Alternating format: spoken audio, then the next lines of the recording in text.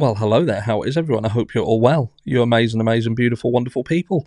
You're still looking amazing, and it's because it's still the midweek hump. And this is a surprise video, a surprise because a few people have reached out to me, reference the knife sheath. So I thought, you know what? I'm just going to do one final video on the knife sheath. I believe it was Unfiltered Lucky who had done a video recently, I think in the last few days, and some people have emailed and referenced in his video. I've spoken about the knife sheath before. I have stated what I think and feel about the knife sheath, but look, this is where I'm at, because obviously recently a lot of stuff has come out. A lot of stuff that's pointed towards the potential for parallel construction. We know that they had stated early on that they were not likely going to be using the knife sheath, and I believe that they thought that this would raise more questions than it would help the case, because it would open a box of worms as to, okay then, so how did the DNA get on there? It's a transportable object. It could have been there. Numerous things. It was a complication. Some people consider the knife sheath a slam dunk, and we'll touch on that in a second. But ultimately, there's other people who are, I would say, a lot more critically minded, who would say that, look, that is a lot more complex. But look, ultimately, many of the people out there who we refer to as guilters believe that the knife sheath is absolutely the one solitary piece of evidence that would prove that Bryan Kohberger was in 1122 King Road at the night of the crime. After all, what we're saying is that these four victims were brutally slain using a K-bar knife. That's what people believe. But again, I say this to you. We have not had any confirmation that that is the weapon of choice. We have also not had confirmation that that was the only weapon that was there. And in fact, we have had comments made that would lead people to believe that there could potentially be additional weapons used. And this is something that I've said multiple times. So that then raises more questions to the K-bar knife sheath. What I also have to raise is the only time that we have seen a K-bar knife sheath in connection to this crime, apart from how it's pushed and is still pushed. Literally hours ago, it was being pushed in a News Nation video, kept flashing up on screen, flashing Bryan Kohberger up in his, his orange suit, that subliminal message, knife Bryan, bingo. But look, the only time that I've seen it is with respect of pictures that had appeared on the likes of Instagram, showing the fraternity brothers wielding these knives, and I believe that they are part of the ROTC program. There has also been people who have questioned as to whether the K-bar knife itself would be able to do this type of crime. And I would say, look, at the end of the day, it's a knife. Would it fade, what they call fade, over time with use? Certainly it would. But they are a very, very capable weapon. In fact, this newer version of it kind of done away with all the issues of the earlier one. And I've spoken about this before. But the K-bar knife is not what I would call a utility knife. It is, in fact, a combat knife, but to be used in a very specific manner. And that is why recently, or not so recently, a few months back, I'd done a video specifically looking at the K-bar knife and how it's used and how that comes into question with respect of Brent Kohberger, for instance. Brent Kohberger was a military veteran. I would say that he would have been very, very skilled in combat.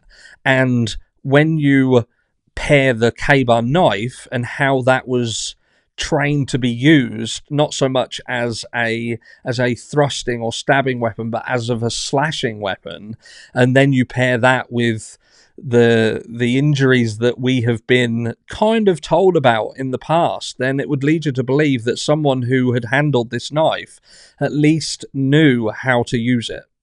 And that doesn't, when you pair that with information that we've heard about Bryan Kohberger, it doesn't go hand in hand with what we've been told about him. Bryan Kohberger seems to be a little bit of a squirmish, little germaphobe, scared of things, and who knows, maybe that was just a put-on persona. But look, again, like I say, many people consider the fact that this knife sheath was found where it was found in the house at ground zero is absolutely a slam dunk for the prosecution, as it proves that Bryan Kohberger was there. Sure, of course it does. It's a murder scene where people were stabbed, they lost their lives, and a K-bar knife sheath just happened to be found with Bryan Kohberger's DNA attached to it. But this is the issue that I have, because everything around the knife sheath is problematic. It's not clear. There's no clarity to it.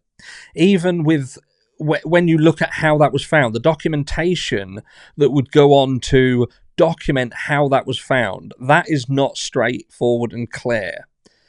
In one report, it seems like it was found later. One report, it seems it was found and actually being able to be seen from the door as they approached the door, which brings numerous things into question, because we have heard different bits and pieces about how people had gone into that room. Hunter, for instance, had entered into that room earlier.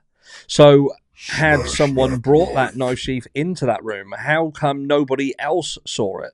Did someone else see it? And if they would have walked and seen that towards there, would there have been a chance for someone else who was in that crime scene at the time to have touched that? Would you touch it? I'll ask you now. Do you think you would have touched it?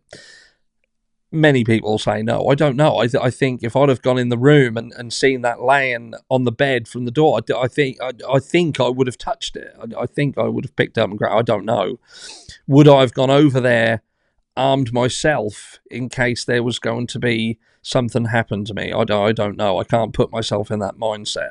But what I'm saying is, we have a seemingly heavily contaminated crime scene and two varying stories about how and when the knife sheath was found. Subsequently, we have a story about DNA being found and how that was found, and a very, very convoluted story.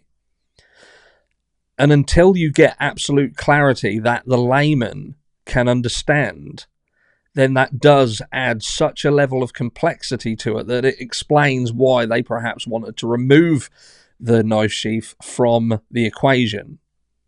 It's almost like what they said in the recent document, and that was that the PCA is irrelevant at this stage. It's almost like they know that the PCA raises so many questions and there's so many things that people can pull apart that they almost want to say, look, we've moved on from that. That might have been what got the initial arrest, but we now know this, and this, because I feel that what they think they can do is that they can leverage on other things that they believe they can utilize in terms of the bias that is out in the community, and leverage that to make people believe that Bryan Kohberger is a killer.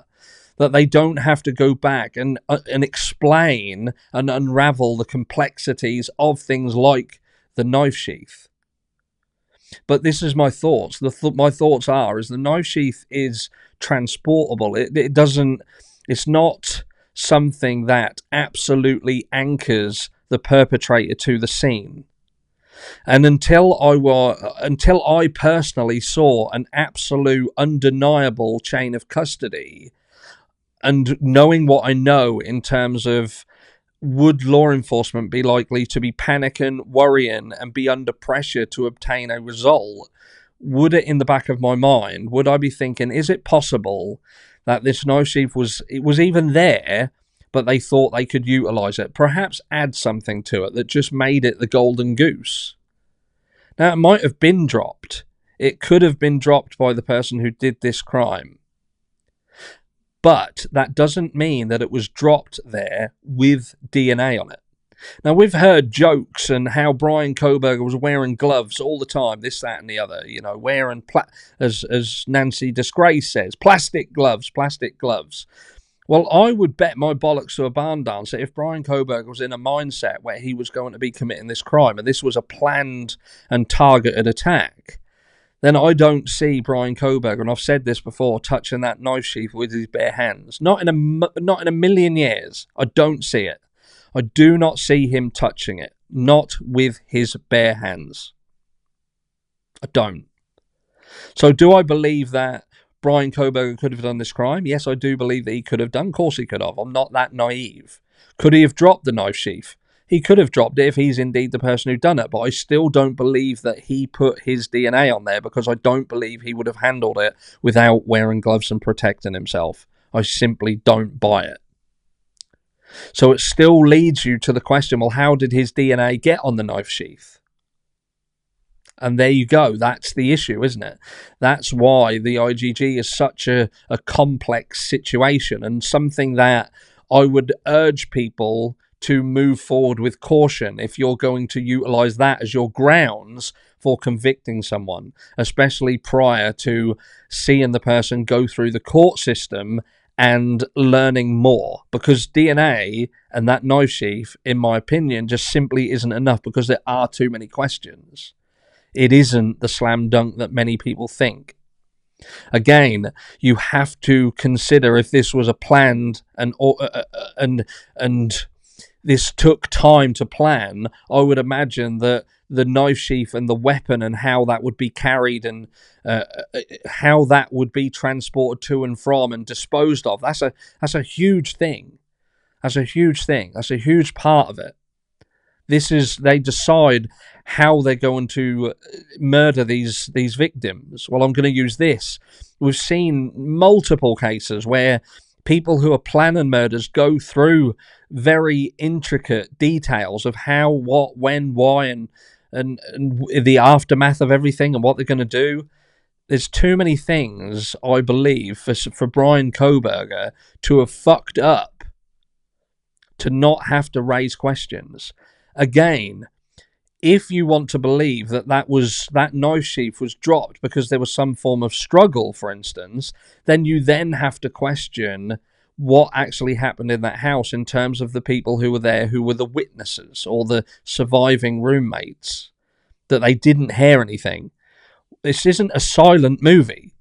This is real life. And if there was a struggle, if there was chaotic scenes where there was people roused potentially that then come out of their rooms, it's one of those. It's one of those where so many questions. You know, they're trying to push this, that they were murdered while they slept in their beds, and they're doing that for a reason. They're doing it because they don't want to rouse suspicion upon the surviving roommate. So people go, well, hold on a second. If this was such a brutal crime scene and there was fights and there was, you know, this back and forth, and that's how the knife sheath got dropped in a struggle, then people are going to say, well, didn't they hear anything? Did they not hear anything? You got to answer that question. But let me know down below, is it the knife sheath for you that's the slam dunk? Is that the thing that really puts the nail in Bryan Kohberger's coffin? Because for me, like I say, I just find that it raises too many questions to just simply be allowed to be the one thing that people use as the reason for convicting this guy before he's been in court. It ain't a slam dunk. Not on that knife sheath, and not by a long way. I'll catch you all in the next one.